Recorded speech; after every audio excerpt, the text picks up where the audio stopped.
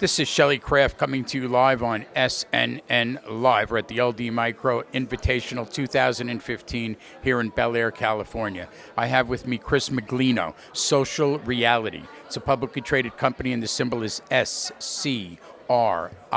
Chris, welcome to SNNLive. Hi, thank you, Shelly. Thanks for having me on today. Appreciate it. It's good to have you. Thank you. So let's get an overview on Social Reality.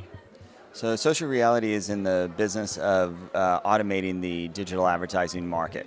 We help companies with platforms that they utilize to buy advertising, and then we help companies that are interested in selling advertising. We create tools that let both of these people play in the advertising market. And we play in a market that's called the real-time bidding market, which allows brand advertisers and publishers of inventory to sell their products or buy their products on a real-time basis on the internet. That's brilliant. Bid and ask. Yes, very nice. That's, ladies and gentlemen, bid and ask. Like the stock market, this is like the Match.com of advertising on the internet. When did you come up with this? So we've been doing it for around 5 years now. The market has accelerated significantly in the last few years. It's something that once the market started moving to what's called real-time bidding, RTB, the process accelerated so much quicker. It used to be that advertisers would send an insertion order to a brand agency to make a buy. That doesn't happen anymore. What happens now is it's all done electronically, and we have what's called an exchange, and our exchange is plugged into lots of other exchanges out there, and we're able to get the best prices for them, for the different marketers or for the publishers that are selling their inventory.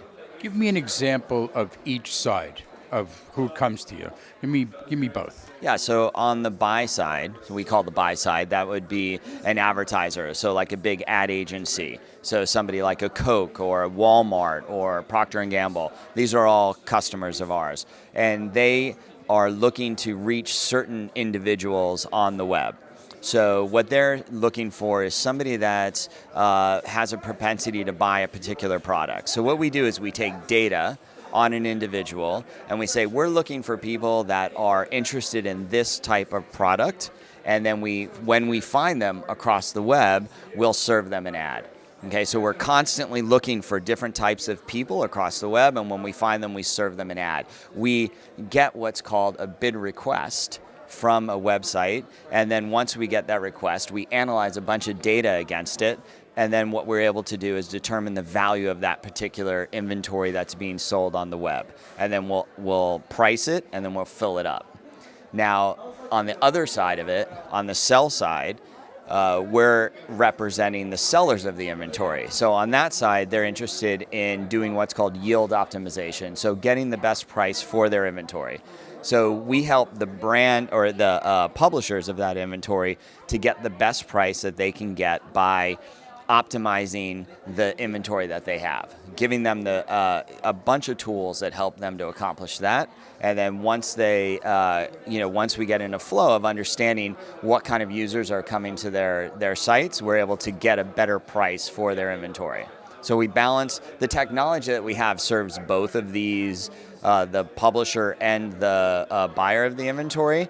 So that's how it works, and that's what we do. Is it a pay-per-click? Is it a pay-per-view? How does that work? It really depends on what the brand marketer wants to do. So if you're interested in buying on a pay-per-click basis, then you can do that, right? But what happens is on a pay-per-click is it all gets optimized back to what's called a cost per thousand basis. So if you're paying on a cost per click and nobody's clicking on your ad, then your cost per view is really zero because nobody's clicking on it. So you will not get optimized to buy more inventory. Now, if a lot of people are clicking on your ad, then you'll get optimized higher, and your price that on a cost per view basis somebody would be willing to pay for your inventory is a lot higher, or so the CPM starts to go up, you'll get a lot more inventory.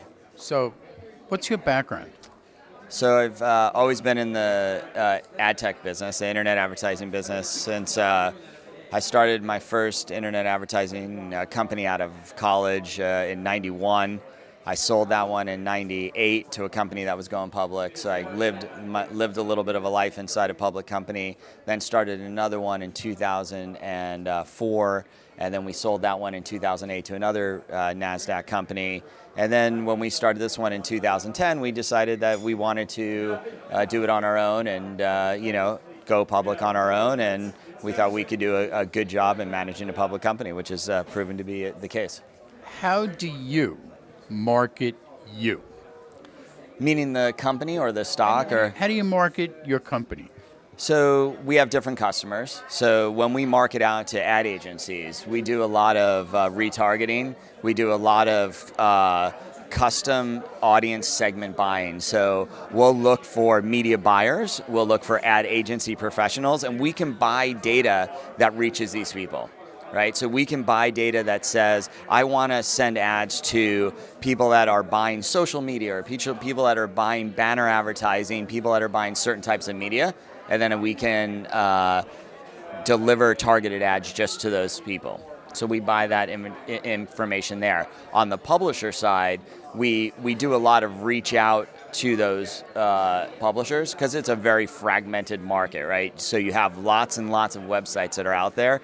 You guys have a website. There's lots of people that are doing different interesting niche things. There's somebody right now that's at a cooking show interviewing cooking people, right? So we reach out to all of those people and help them get the best. It's easier when you're making a phone call to say, hey, I want to give you money to help you make money on your website. It's an easier call than going the other route where you're trying to say, hey, help us spend your money.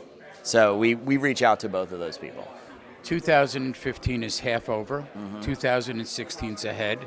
If you had to give us a view from the 30,000 foot level, what would it be for your company? So we've had phenomenal growth in through this year. We just beat we gave guidance into the first quarter of around 4 million. We beat that. We gave guidance of 6 million into the second quarter of 2015. So hopefully we can beat that as well. But that's the guidance we gave there. But I think there's a lot of organic growth that's happening within the organization, and I think that there's a lot of opportunities also for consolidation in the space. Chris, talk about competition for a minute. Sure, the internet business has a lot of competition, as you could imagine, especially from the big players. So you have Google, you have Facebook, obviously two big players. And then in the RTB space, which is a space we play in, we have companies like Rubicon, which is a big public company. We have a company called Pubmatic. Then you have a bunch of video guys that are out there, that are TubeMogul, Tremor, and these kind of guys. And then on the mobile side, you have Millennial Media. These are all public companies that your viewers might be familiar with.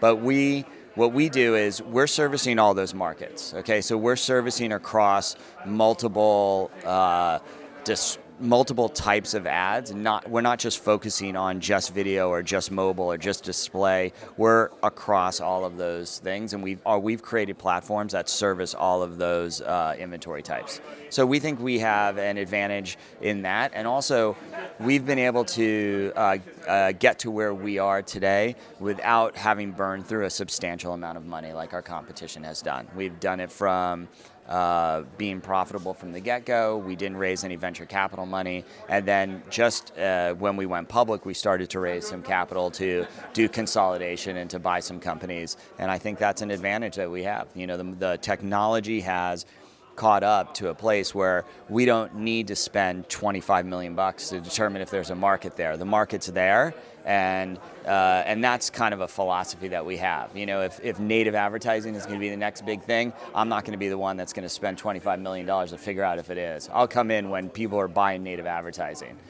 Same with mobile. People are buying mobile advertising now, but for the last 10 years, they weren't. And there's companies that burned through a lot of money trying to get that going.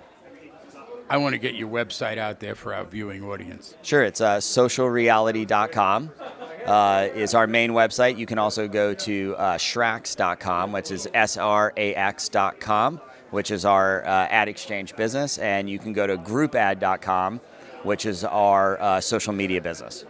Ladies and gentlemen, Chris Miglino. Social Reality. It's a publicly traded company, and the symbol is SCRI. I'm Shelly Craft. This is SNN Live, and we're coming to you live from the LD Micro International 2015 right here in Bel Air, California. Chris, I want to thank you for coming on. Thank you very much. I appreciate it.